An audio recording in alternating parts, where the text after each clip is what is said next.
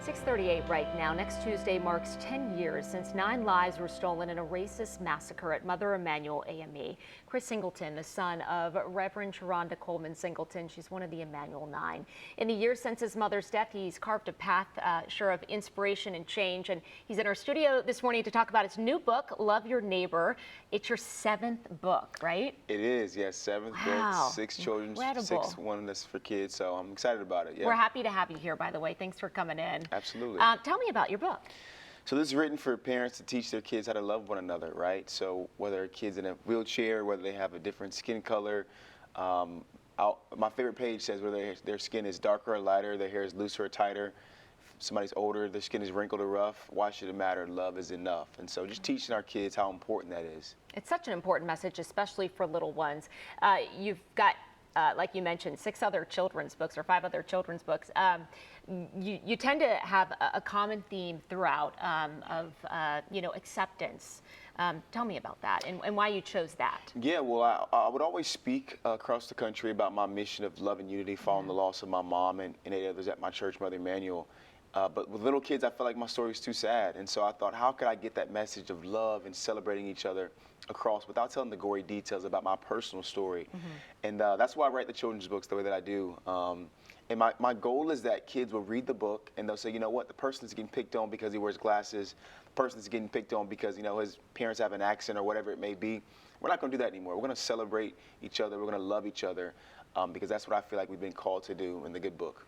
And, even before the tragedy, the loss of your mother, your career path, already looked extremely successful, being a baseball player.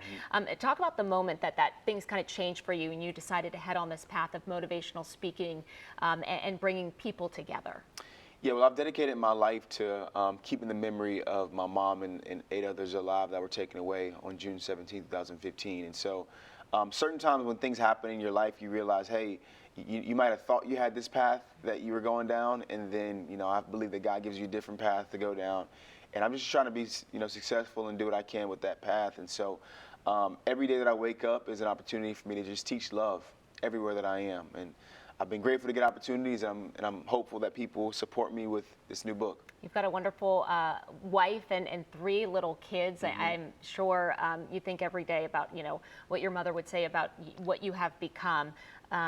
What is your hope as you keep her memory alive as we, prepare to mark the 10 years? Yeah, well, I hope that, one of my biggest fears is that people will forget about what happened at my church. And I'm even grateful that when you opened us up, you talked about how it was a massacre and how, it was a racially motivated shooting. And sometimes people don't want to say that or they forget to say that because it makes them feel a little bad, but it's just what it was. And so I want people to be reminded of that and make sure that we teach love in our households. And so when we do that with our kids, with our grandkids, our nieces, our nephews, man, I believe they grow up to be great human beings, celebrating people regardless of where they're from, what they look like, what their first language may be.